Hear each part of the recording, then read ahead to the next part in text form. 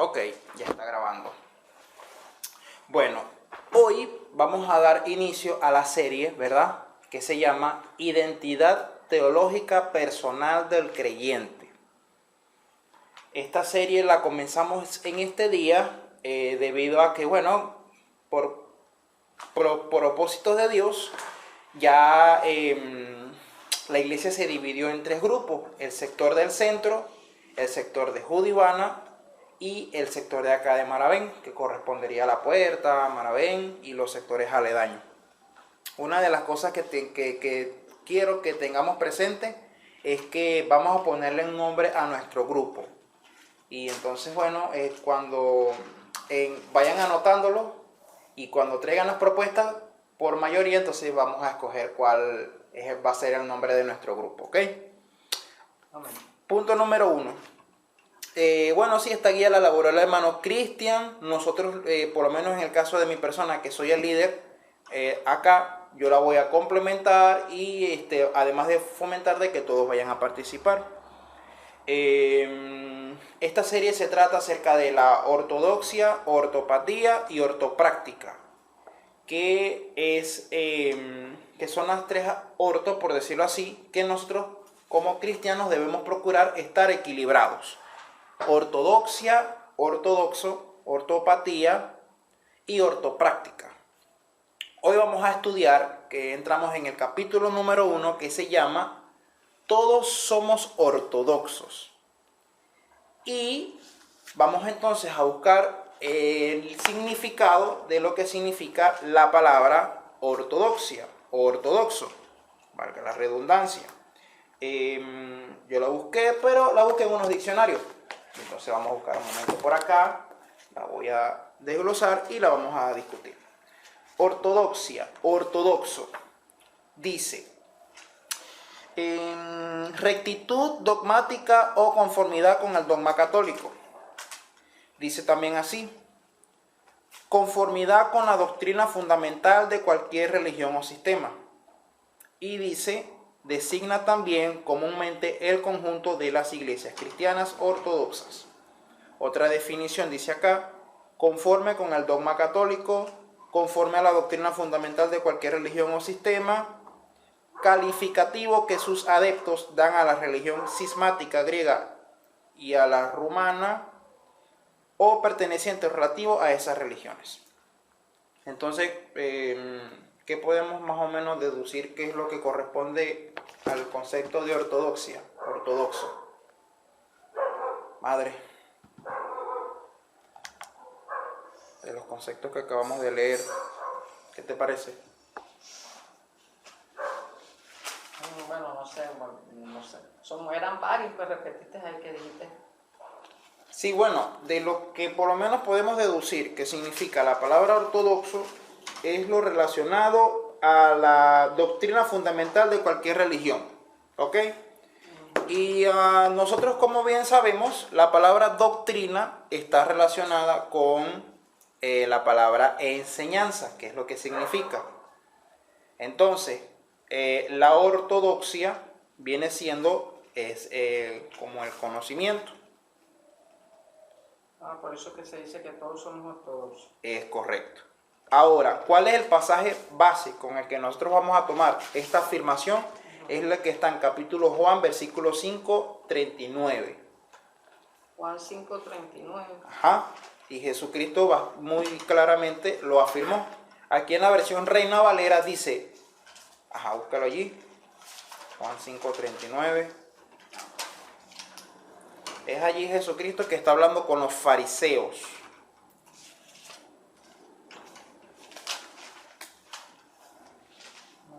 Dice: escudriñad, ¿estás allí? Sí.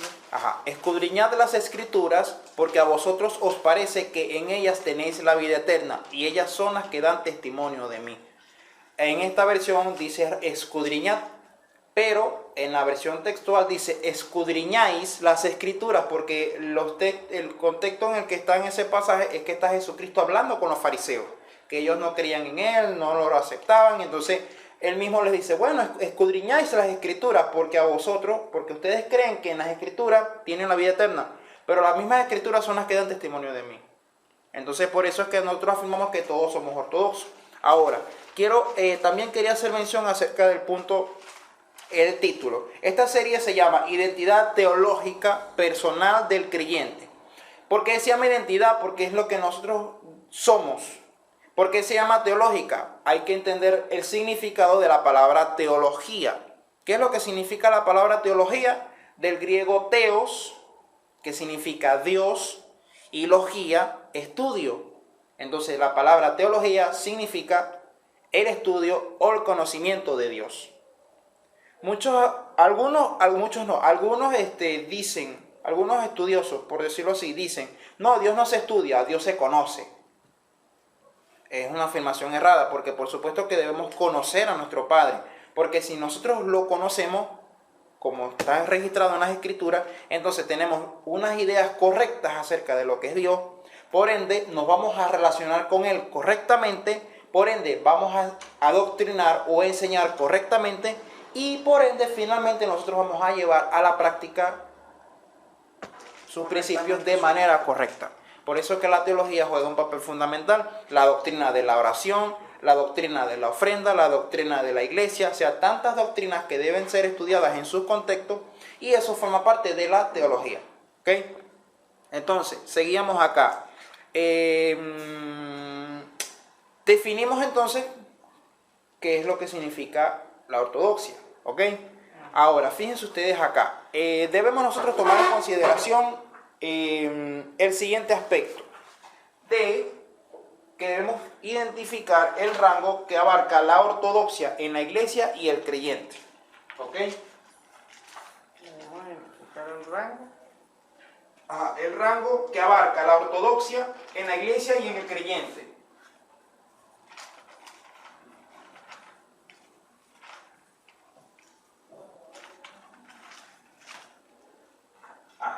Entonces, ahora también hago mención relacionado a la diferencia entre lo que es la iglesia y lo que es el creyente. ¿Ok? ¿Por qué hay que establecer una diferencia? Claro, la teología dispensacionalista es aquella que dice que la iglesia es una cosa y el pueblo de Israel es otra. Y verdaderamente la palabra iglesia viene del griego, del vocabulario griego. O sea que en el Antiguo Testamento la palabra no existía. Pero el significado de la palabra iglesia en el griego significa asamblea, congregación o iglesia. O también, entonces pudiéramos decir que la palabra iglesia significa reunión de creyentes, congregación de creyentes. Y en el Antiguo Testamento la palabra congregación o la palabra asamblea es la palabra cajal, que significa asamblea, congregación, reunión, multitud, pueblo. Entonces, vemos ahora también lo que es la parte de la iglesia, que es el conjunto de personas. Y el creyente, obviamente, entonces entendemos que es el que forma parte de la iglesia, que es el individuo, la persona. Y aplica tanto lo uno para lo otro, porque nosotros llevamos vidas individuales y a su vez formamos parte de una congregación de creyentes, que es la iglesia, que es una sola iglesia, que es el cuerpo de Cristo. Ahora, debemos también considerar lo siguiente, antes de entrar en el punto acá. ¿Qué es el creyente y qué es el incrédulo? ¿Cuál es la diferencia? Claro, muchos podrán decir que uno tiene el Espíritu Santo y que el otro no tiene el Espíritu Santo, que uno cree y que otro no cree, pero eso va más allá. El creyente viene de la palabra griega que dice pistos, que significa fiel, fielmente, creyente y aquel que cree. En cambio, el incrédulo es pistos, pero con una A al principio, apistos. ¿Y qué significa incrédulo, infiel, que no es creyente? Es el opuesto. Es totalmente lo opuesto. Ahora, nosotros los creyentes somos fieles, ¿por qué? Porque nosotros se nos fue suministrado el Espíritu Santo y vivimos vidas fieles. Porque ya nosotros en Cristo somos fieles, nosotros en Cristo somos justificados, nosotros en Cristo somos justos delante de Dios. En cambio, una persona que es incrédula, que por la voluntad de Dios todavía no ha pasado de muerte a vida, todavía no ha resucitado espiritualmente su vida, o sea, no puede ser fiel al Señor por sus propias fuerzas, porque no está en Cristo. Esa es la diferencia. Ahora, si quieres anoten allí, 2 de Corintios capítulo 6, versículo 15. 2 de Corintios 6, 15. Que dice, búsquelo allí.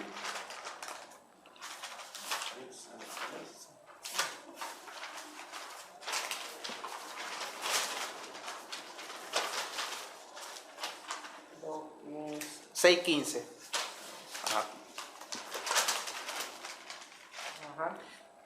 Dice, y mi versión, Reina Valera, dice, ¿y qué concordia del, no, versión biblia textual, dice, ¿y qué concordia del Mesías con Belial? ¿O qué parte del creyente con el incrédulo? ¿Cómo dice en tu versión?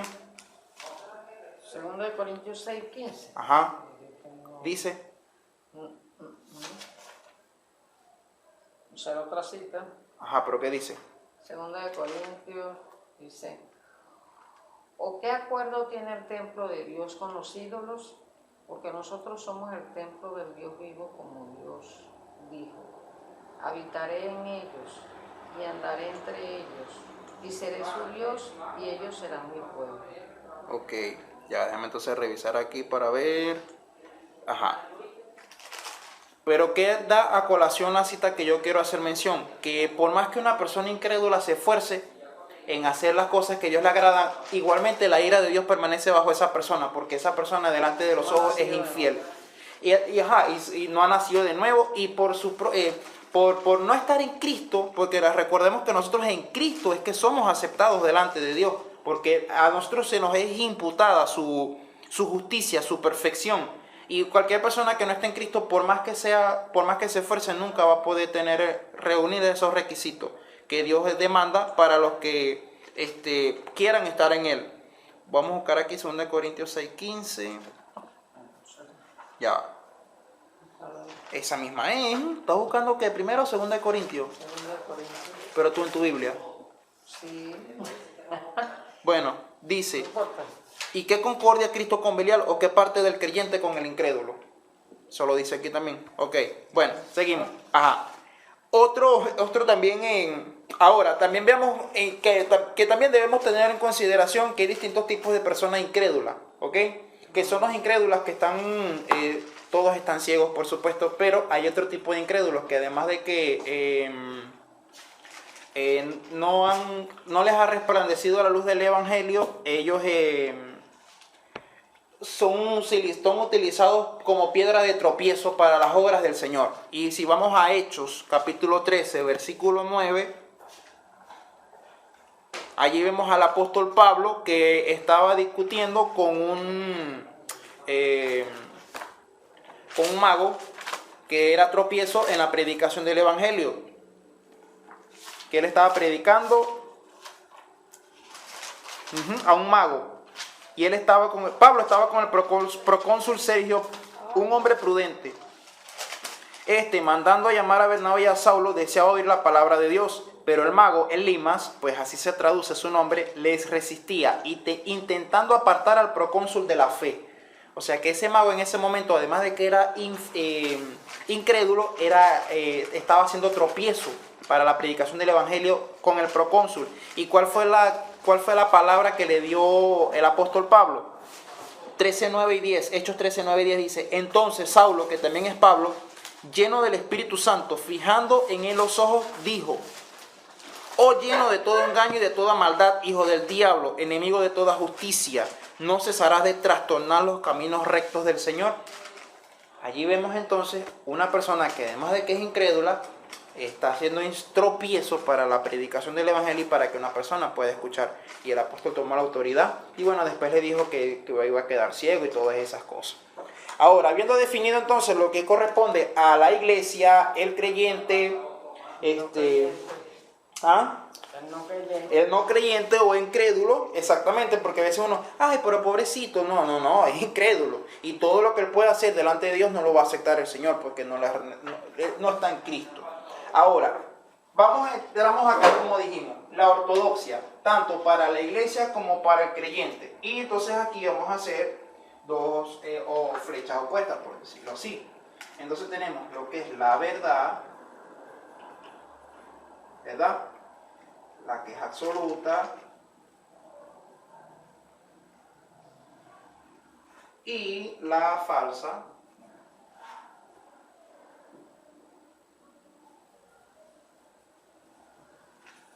doctrina. Entonces, ¿qué sucede? Debemos tener en consideración, ¿verdad? Lo que es las verdades absolutas y lo que son las falsas doctrinas. ¿Por qué nosotros hacemos mención a esto? Porque no existe una persona sobre la faz de la tierra en la que todos sus puntos doctrinales sean perfectos y sean correctos.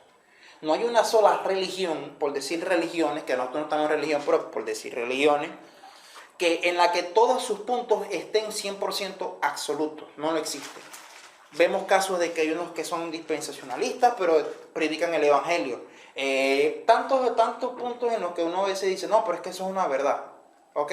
Pero entonces nosotros debemos tener mucho cuidado y mucha cautela en nosotros al momento de establecer cuáles son las verdades absolutas y de cuáles son las falsas doctrinas. Claro, porque verdaderamente nosotros podemos decir, hay unos que bautizan en el nombre de Jesús, hay unos que bautizan en el nombre del Padre, del Hijo y del Espíritu Santo. Entonces, ¿cuál es la verdad absoluta? Porque cada uno de ellos tiene sus puntos. Pero una cosa es que nosotros estemos manejándonos en ese rango a otro que bautiza en el nombre de Pedro, por ejemplo. Entonces ya sabemos que eso eso llega al extremo que es falsa doctrina. Entonces allí nosotros, claro, nos manejamos en este rango, por decirlo así. Pero obviamente cuando ya se ven cosas de que, pero un momentico, o sea, otro ejemplo de cuál sería falsa doctrina. Que María es corredentora. Sí, ¿verdad? Un ejemplo, que entonces ya nosotros sabemos que fuera de Cristo no hay salvación. Es una verdad absoluta que compartimos muchos de los que estamos en la fe cristiana. Pero entonces decir que fuera de Cristo hay salvación o que todos los caminos conducen a Dios, ya eso es una falsa doctrina, es un error. Y nosotros debemos tomar en consideración eso. Sabemos que no tenemos toda la verdad absoluta, pero tampoco podemos llegar al extremo que es la falsa doctrina. Otro punto en consideración, coloquen allí el rango de peligro. ¿Entre qué? ¿Por qué nosotros estamos hablando acerca de la ortodoxia, ortopráctica y ortopatía? Porque ellas forman parte del el elemento sentimental, intelectual y emocional de los creyentes. Y nosotros en esta congregación buscamos tener un equilibrio entre ambas partes, entre esas tres partes. Entonces coloquemos aquí el rango de peligro. ¿En qué?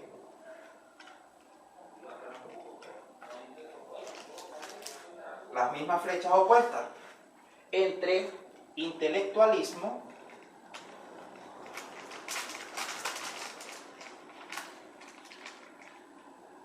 y el espiritualismo.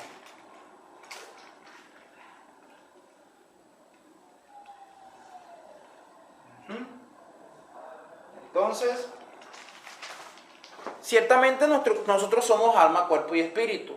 Alma, mente y espíritu. ¿Ok? Y van a haber momentos en el que nosotros vamos a sentir emociones. Pero también no debemos inclinarnos hacia los extremos. Secularmente las personas dicen que todo en exceso es malo.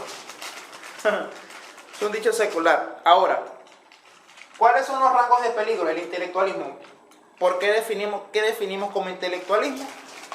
Es todo lo que sea de orden intelectual. Y si nosotros vemos y conocemos las escrituras, en gran parte Dios no es un Dios intelectual. Porque qué cosas tienen sentido a veces que nosotros leemos en las escrituras, que un hombre venga, levante un bastón y el agua se divida en dos. O un mar completo se divida en dos. ¿Eso fue algo intelectual que llevó a Moisés a hacer eso? Cualquier intelectual piensa que eso no tiene sentido. Cualquier sentido intelectual tiene que uno le grite a una pared y esas paredes se caigan. En el caso de los muros de Jericó. ¿Qué más otra cosa? Cuando Jesucristo tantos milagros que hizo.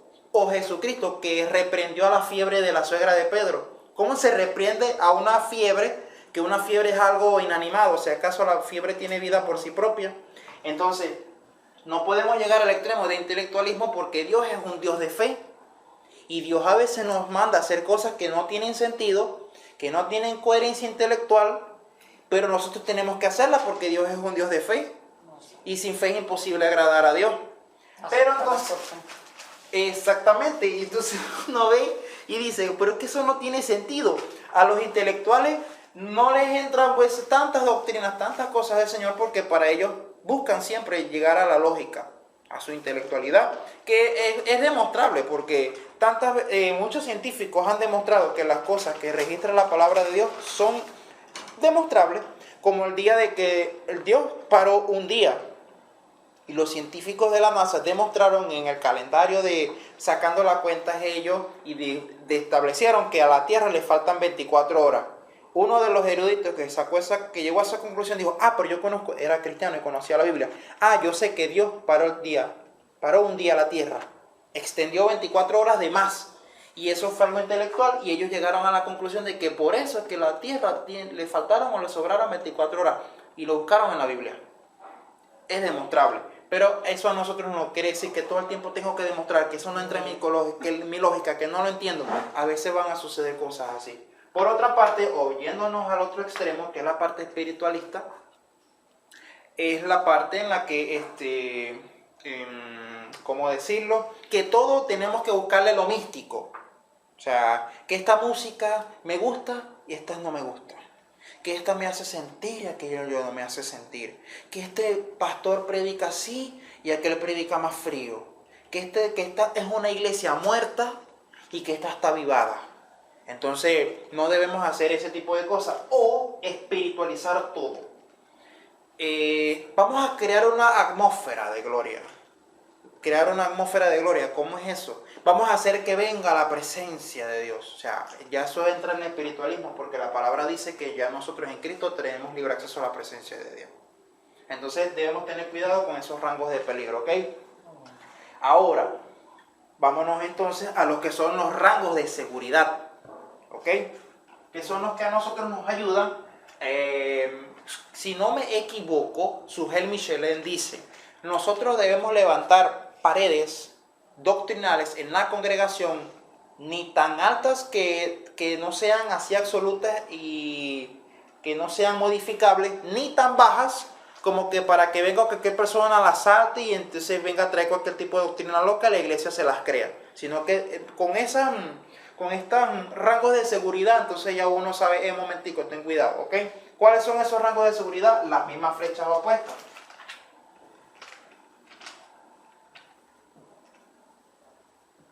Que como mencioné, los rangos de seguridad son los mismos márgenes que el Señor. Y claro, hablar de márgenes en el cristianismo es algo que puede sonar un poco extraño, porque entonces dicen, pero es que la palabra de Dios no es absoluta y nuestra fe no está cimentada en la palabra de Dios y eso no cambia. Es verdad, pero nosotros somos seres humanos falibles y nos equivocamos. Y a nuestra contra juegan una cantidad de factores que es necesario recurrir a estos elementos, porque hemos visto tantas personas que afirman con su boca que ellos están en la verdad, que ellos tienen la verdad y que ellos son la religión verdadera. Y ellos lo afirman y con citas y pasajes bíblicas y todo. Pero ¿qué pasa? Están desviados, es una doctrina, falsa religión. Entonces, los rangos de seguridad con los que nosotros tenemos, dos nos van a ayudar. Por una parte, la doctrina y por otra parte, la fe práctica.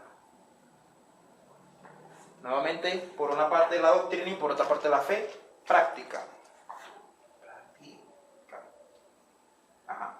Otra es la formación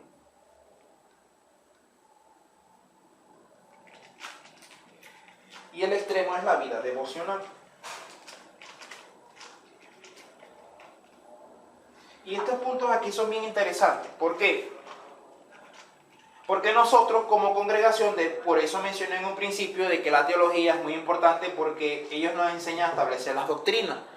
¿Qué es la doctrina? La doctrina de la oración. ¿Y de qué me sirve a mí saberme la doctrina de la oración de memoria, pero yo no oro? ¿De qué me sirve a mí tener una formación bíblica, teológica, pero yo no llevo una vida devocional personal, individual, con mi Señor. Entonces, estos son los rangos de seguridad que a nosotros nos ayudan a, por decir, tener los pies bien sobre la tierra. Siempre, y todo cristiano que procure ser un cristiano íntegro debe procurar siempre estar en el equilibrio. Siempre procurar estar en el equilibrio. ¿Por qué? Porque además de que tenemos que adoctrinarnos bastante, y adoctrinar sencillamente es enseñar nuestra mente a los principios que establece Dios, debemos de ponerlos en práctica. Ahora, vámonos un momentico para acá. Ajá. No, todavía no hemos entrado aquí. Ya vamos a entrar ahí. Ajá. Y la formación es muy importante. Porque entonces yo puedo tener títulos en divinidad, títulos en Trinidad, posgrado en... Se sacan esos estudios, posgrado en Trinidad, tantos estudios teológicos, pero si mi vida devocional, o sea, que yo me pare temprano a orar, que yo esté caminando permanentemente y teniendo comunión con el Señor, no lo llevo a cabo. Entonces sencillamente ya yo soy una persona, ya estoy extremo y ya soy una persona religiosa.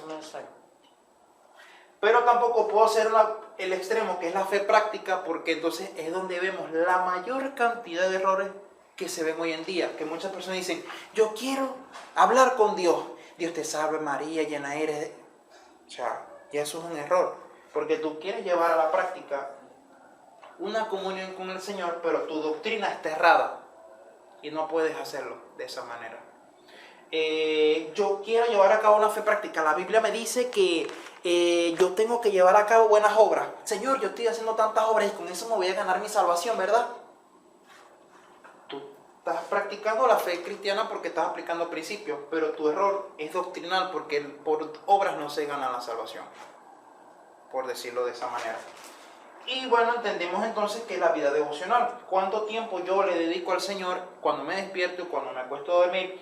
Y además de eso, ¿cuánto tiempo yo estoy dedicando a mi formación bíblica y teológica? No solamente con lo que habla el Señor a mi vida en la congregación los domingos. Y por eso acá entonces tenemos la ortodoxia tanto para la iglesia como para el creyente.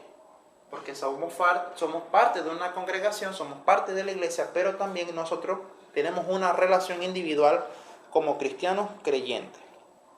Ahora, pasamos al próximo punto. 2. Coloqué allí 2. Características de la ortodoxia.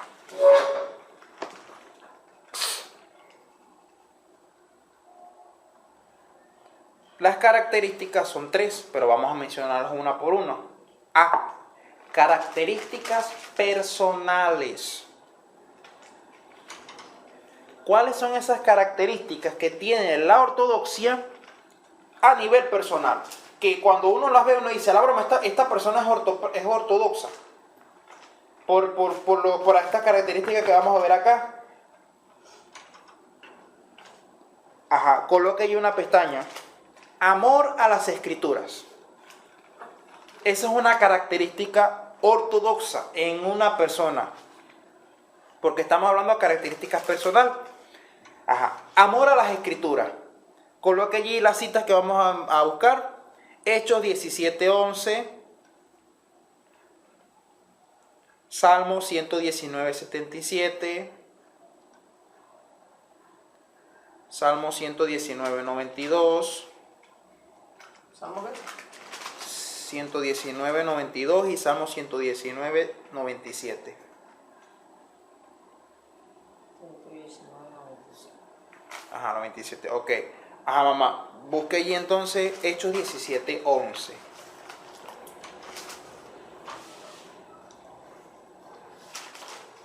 Amor a las escrituras. Eso es un ortodoxo.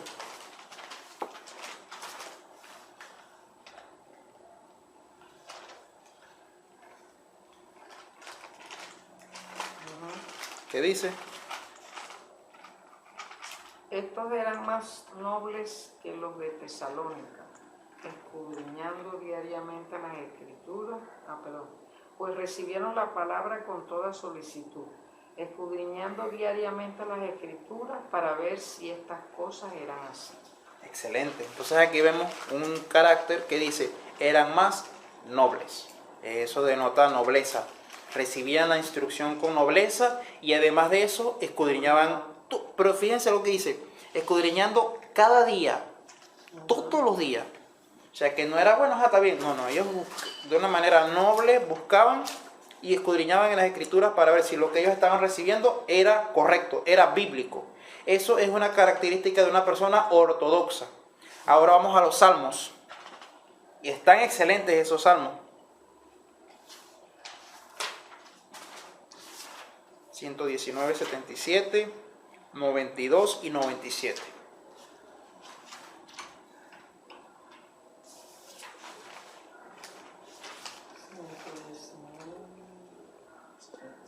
Ajá, dice.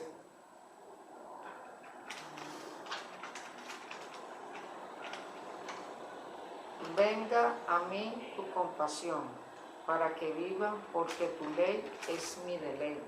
Amén. El 92. Tu ley es mi deleite, es mi delicia en esta versión. Si tu ley no hubiera sido mi deleite, entonces habría perecido en mi aflicción. Amén. Y el 97.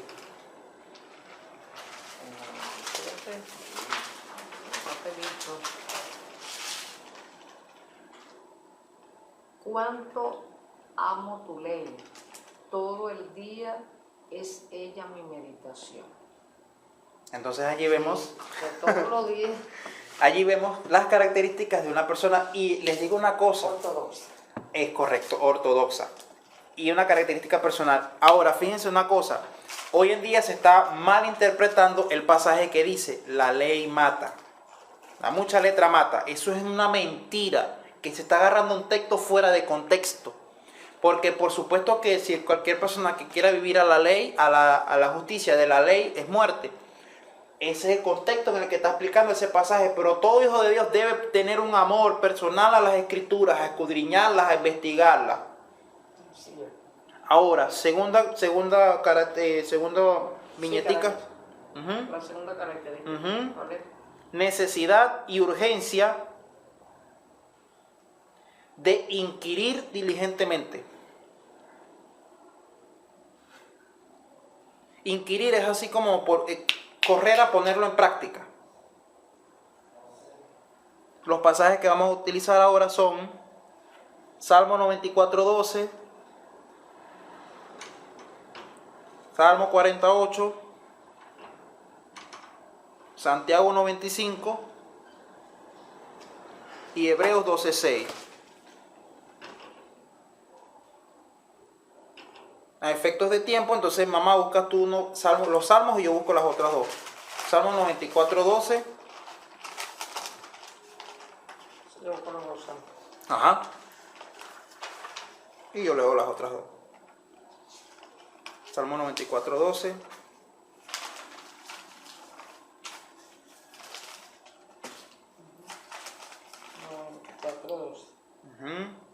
Bienaventurado el hombre a quien corriges, Señor, y lo instruyes en tu ley.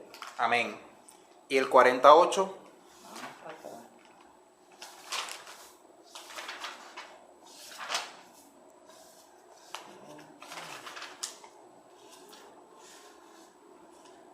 Me deleito en hacer tu voluntad.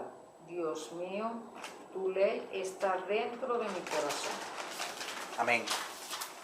Entonces, como dijimos, necesidad y urgencia de inquirir diligentemente. Santiago 1:25 dice, mas el que mira atentamente en la perfecta ley, la de la libertad, y persevera en ella, no siendo oidor olvidadizo, sino hacedor de la obra, este será bienaventurado en lo que hace. Y Hebreos 12:6 dice, porque el Señor al que ama disciplina y azota a todo el que recibe por hijo. Eso forma parte del proceso de formación en nuestra vida. Entonces una persona ortodoxa tiene una necesidad de obedecerle, de serle fiel al Señor, a su Padre. Obviamente, serle fiel que a nuestro propio concepto, a nuestra propia definición, no, a lo que Él enseña en su palabra. Amén. Ahora, tercero, característica personal, guía y dirección para la vida. Eso es lo que es la palabra de Dios para nosotros. Guía y dirección para nuestra vida. 4 citas. Salmo 119, 18. No. ¿Salmo qué? 119, 18. 119, 105. Oseas 4, 6. Y le colocas entre paréntesis A. Juan 8, 32. Y al yo decir Oseas 4, 6a, es porque solamente vamos a tomar el primer fragmento de la cita, porque entonces después habrá otros elementos con respecto de la ley. Ajá. Dale, mamá, tú otra vez los 2 salmos y yo leo las otras 2, para que si no nos hagamos fácil.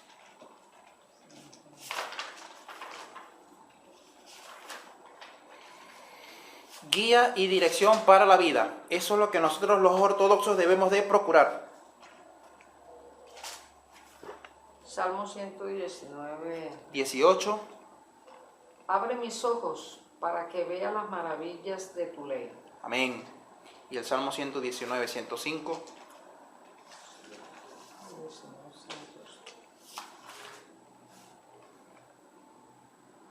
Lámpara es a mis pies tu palabra y luz para mi camino. Amén. Ya vemos entonces esos 2 ejemplos. Ahora yo leo Oseas 4, 6. Mi pueblo fue destruido porque le faltó conocimiento. También dice otra versión, mi pueblo perece por falta de conocimiento.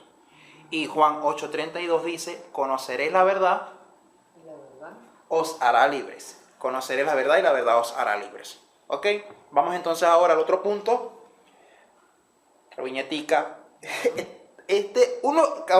También tenemos que tomar en consideración, uno es más marcado que otros, ¿ok? Para una persona no saben tanto la palabra, pero tú los ves como obran y son cristianos hacedores, por decirlo así. Otro, vamos a anotar aquí para mencionar eso, pasión por la verdad y su defensa. Estos son los apologistas, por decirlo así. O algunos, por ejemplo, que dicen, cónchale, no hay qué hacer, me voy a buscar la palabra. ¿Ya me entiendes? Para él forma parte de eso. No sé qué hacer, me voy a las escrituras. Tengo ganas de leer y leer y leer y leer y leer, y pasan horas leyendo y su vida no se ve tan transformada, pero es amor a las escrituras. Y hay otros que dicen pasión por la verdad y su defensa, que se andan echando cuchillos, por decirlo así, con todas las otras religiones. Los apologistas, pues, porque eso forma parte de los ortodoxos, porque yo conozco las escrituras, porque la palabra lo dice. Y los pasajes que tenemos acá son 4. Judas 1:3. Filipenses 1:7. Filipenses 1:17. Y Primera de Pedro 3:15. Bueno, yo le doy las 2 de... Las 2 de Filipenses y yo leo Judas y Primera de Pedro. Y este punto es bien interesante, ¿por qué?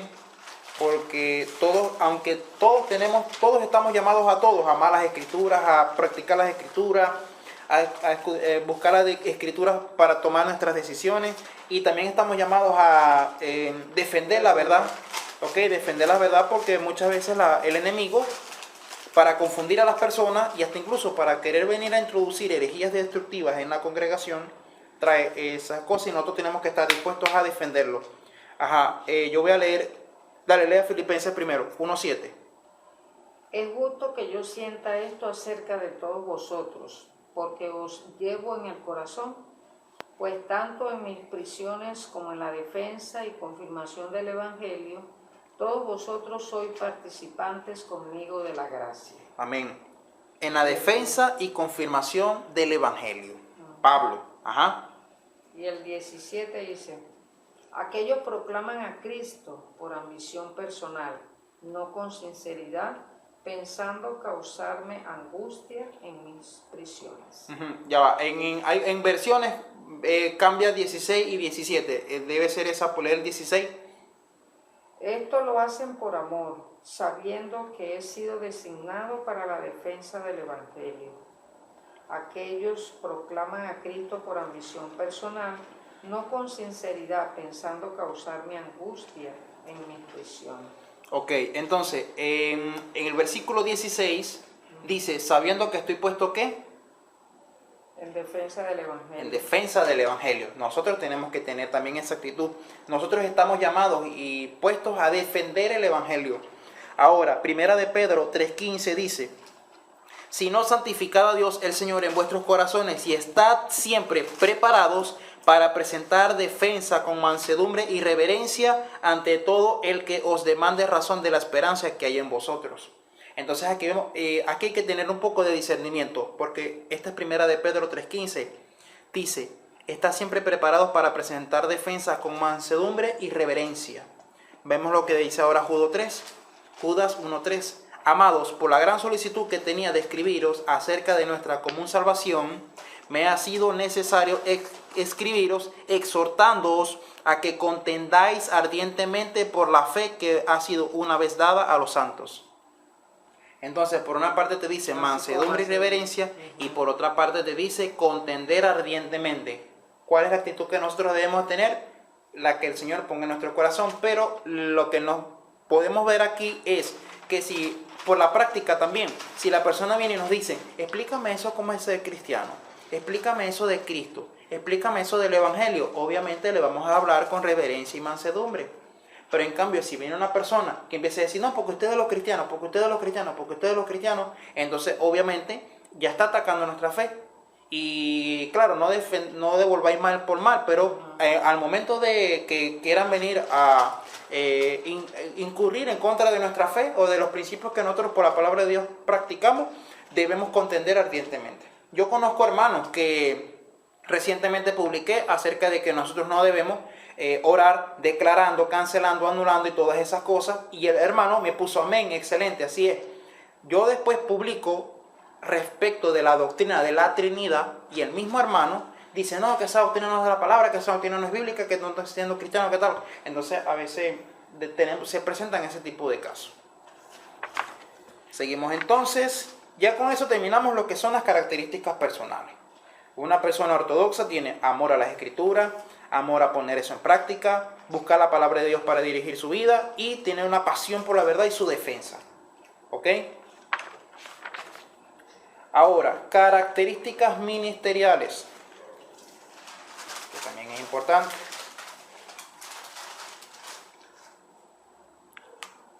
Ajá. Dentro de las características ministeriales, como primer punto, tenemos que son características ministeriales. Es cuando uno ve una congregación y uno dice, a la broma, esa es una congregación ortodoxa. ¿Por qué? Por esta característica que vamos a mencionar a continuación. Podemos después decir, no, eso es una congregación ortopática. No, eso es una congregación ortopráctica, porque tienen más marcadas unas características que otras. Pero dentro de las características ministeriales ortodoxas se encuentran la luz e iluminación teológica. Y los pasajes que vamos a buscar para describir esas características se encuentran en Job 12:24, Romanos 9:18 y Lucas 24:31. ¿Qué? Romanos 9:18 y Lucas 24:31. Busca a tu mamá, Lucas 24:31.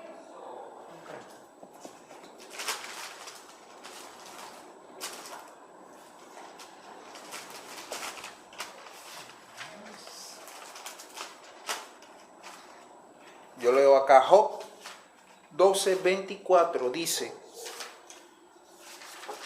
por allí.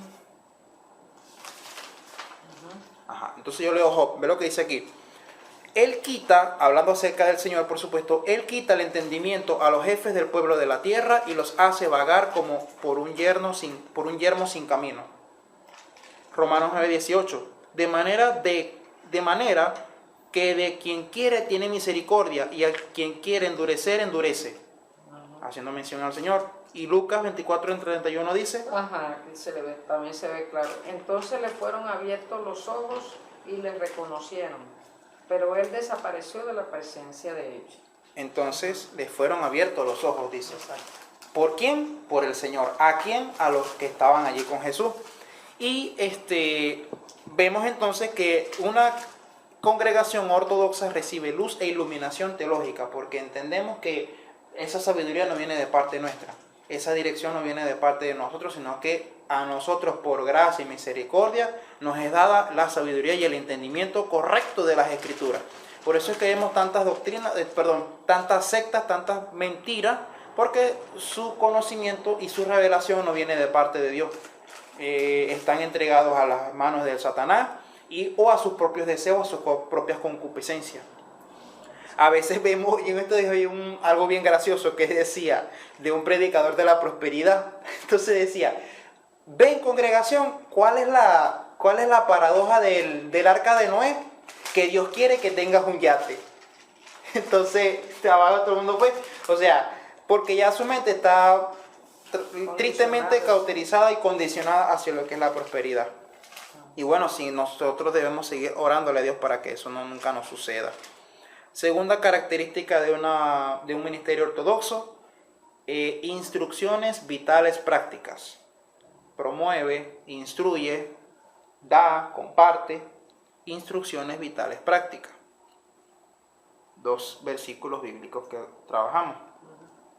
Segunda de Timoteo 3:16, que muchos lo conocen, y Hebreos 4:12. Busca tu Hebreos 4:12 y yo leo 2 Timoteo 3:16. Son bien tremendos esos versículos.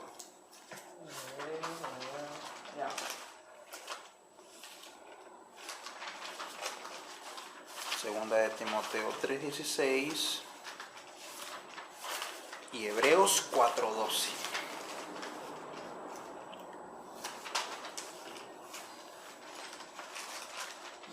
Ok, yo leo. Dice, segunda de Timoteo 3:16, toda la escritura es inspirada por Dios y útil para enseñar, para redarguir, para corregir, para instruir en justicia. Hebreos 4:12. Porque la palabra de Dios es viva y eficaz, y más cortante que cualquier espada de 2 filos.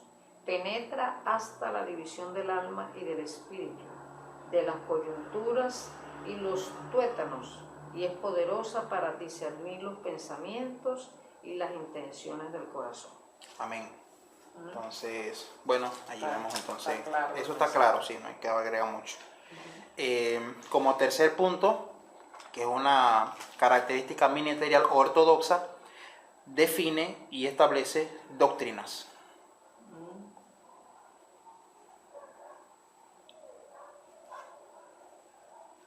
Conocemos grandes ministerios, grandes ministros que tienen equipos de trabajo y ellos desarrollan doctrinas y elaboran doctrinas, de las cuales nosotros en algunos casos nos beneficiamos. Pero una iglesia ortodoxa afina las doctrinas y produce doctrina. ¿Ok? Las citas son segunda de Pedro 2:1, o vamos a ponerla por orden. Primera de Timoteo 4:16. Primera de Timoteo 4:16. Hebreos 5:12, 13, 14. O Hebreos 5:12 al 14. Y segunda de Pedro 2:1. Yo leo, será la de Hebreos. Primera de Timoteo 4:16. Y segunda de Pedro 2:1. Yo leo la de Hebreo. Ajá. Primera de Timoteo 4:16. Tremendo.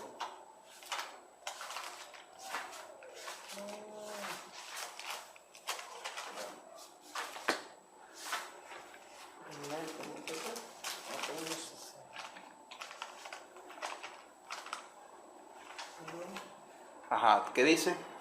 Ten cuidado de ti mismo y de la enseñanza perversa en estas cosas, porque haciéndolo asegurarás la salvación tanto para ti mismo como para los que te escuchan. Entonces la doctrina vemos que es importante. Segunda de Pedro 2:1.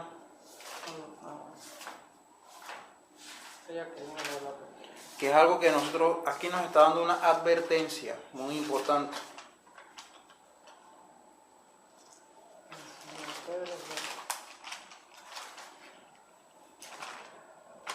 Pero se levantaron falsos profetas entre el pueblo, así como habrá también falsos maestros entre vosotros, los cuales encubiertamente introducirán herejías destructoras, negando incluso al Señor que los compró, trayendo sobre sí una destrucción repentina.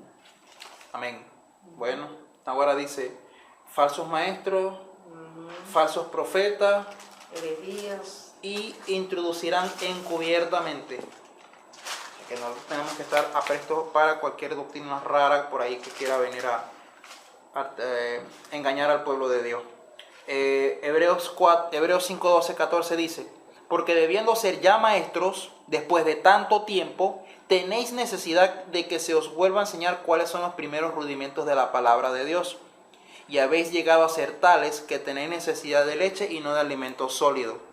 Y todo aquel que participa de la leche es inexperto en la palabra de justicia, porque es niño, pero el alimento sólido es para los que han alcanzado madurez, para los que por el uso tienen los sentidos ejercitados entre el discernimiento del bien y del mal. Entonces aquí vemos el apóstol Pablo, o bueno, el autor de la carta a los Hebreos, exhortando a que nosotros al cabo de un determinado tiempo no podemos solamente mantener un mismo nivel de conocimiento bíblico.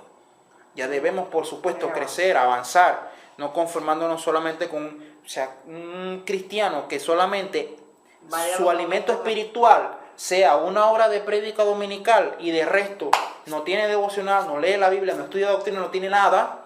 Entonces, todos formamos parte del cuerpo de Cristo, pero no es el deber ser. Porque por eso suponga, no, pero él es de servicio, ayuda bastante, sí, pero es que nosotros tenemos que ser ministerios íntegros. Debemos manejar de todo un poco. Ya como tercer punto entramos entonces en lo que son las características denominacionales. Que nosotros como denominacionales,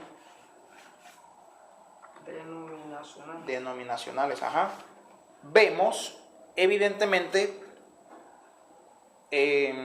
las características ortodoxas.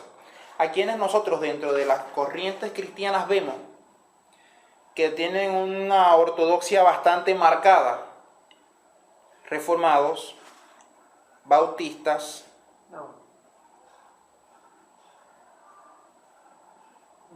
puritanos, anglicanos,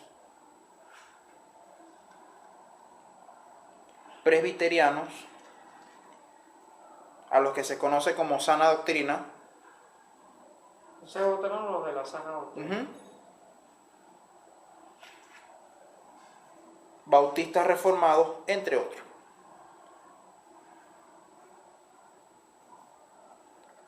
Tú dices a la persona, no, yo soy reformado. Ah, esos son los teólogos. O sea, ya muchos ya tienen ya el concepto de que los reformados son teólogos.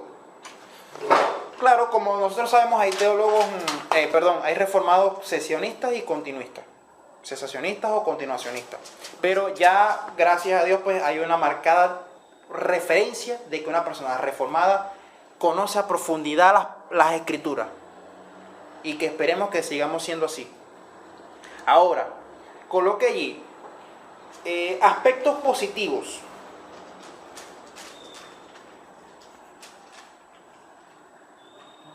Aspectos positivos de estas denominaciones o de las características ortodoxas denominacionales, por decirlo así.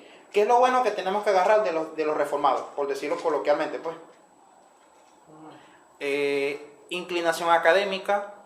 De los reformados, ¿qué es lo bueno que tienen? O no tanto por decirlo reformados, sino los que son... Los que nombraste ahorita. No, los que tienen una ortodoxia en su denominación. ¿Me entiendes? Tienen una marcada ortodoxia en su denominación.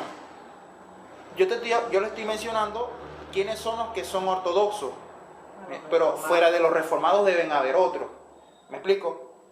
Entonces, ¿cuáles son esos aspectos positivos que de nosotros los reformados o de las personas o de las denominaciones ortodoxas debemos rescatar? ¿Me explico? Vamos a decirlo así. Los ortodoxos son denominaciones que se inclinan hacia el estudio profundo de las Escrituras. Bueno, de todas esas denominaciones ortodoxas, ¿qué es lo bueno que tenemos que agarrar? por decirlo así. Ujú. Inclinación académica. Martín Lutero era abogado, era teólogo. Ajá. Dominio y conocimiento bíblico.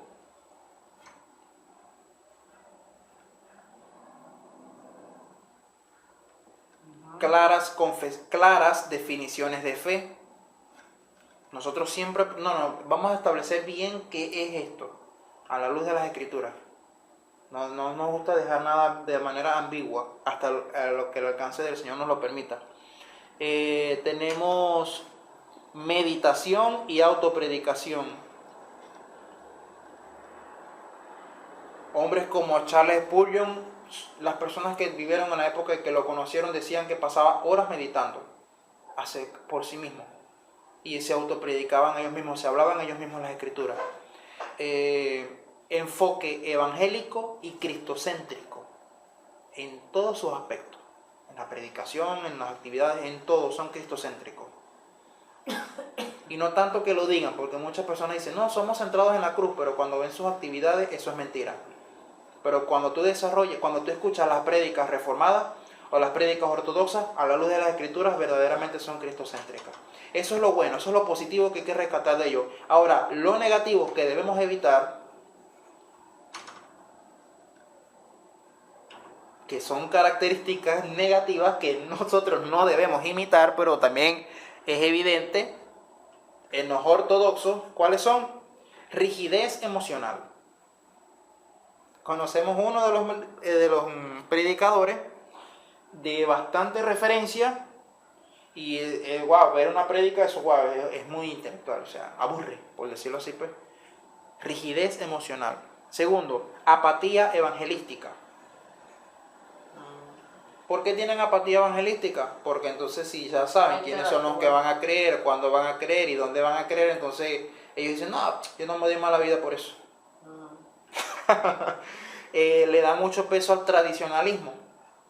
No, eso se ve bastante en los anglicanos, en los puritanos. Esos son muy tradicionalistas.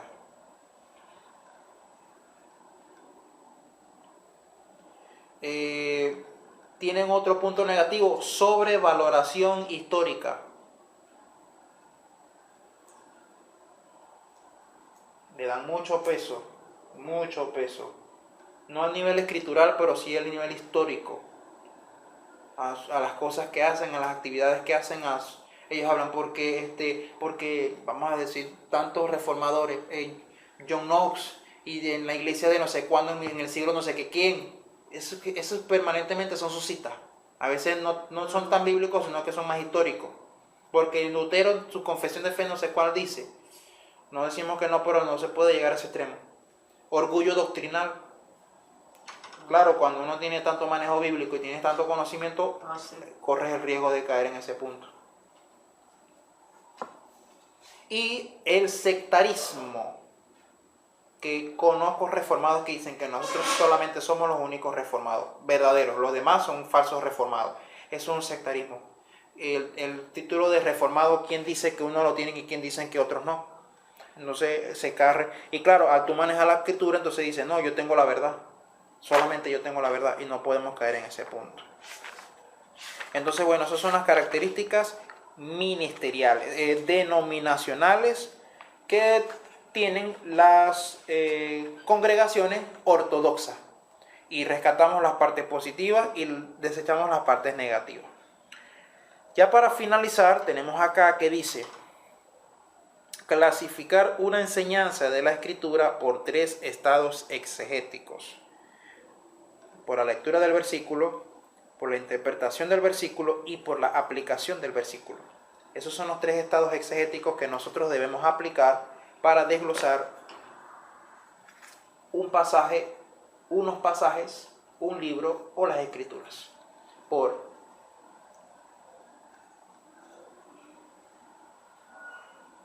¿estado qué? exegéticos, de la exégesis. Lectura del versículo, tengo que leerlo, tengo que interpretarlo, B, interpretación. ¿Qué dice el pasaje? Y C, aplicación. ¿Cómo yo aplico eso en mi vida?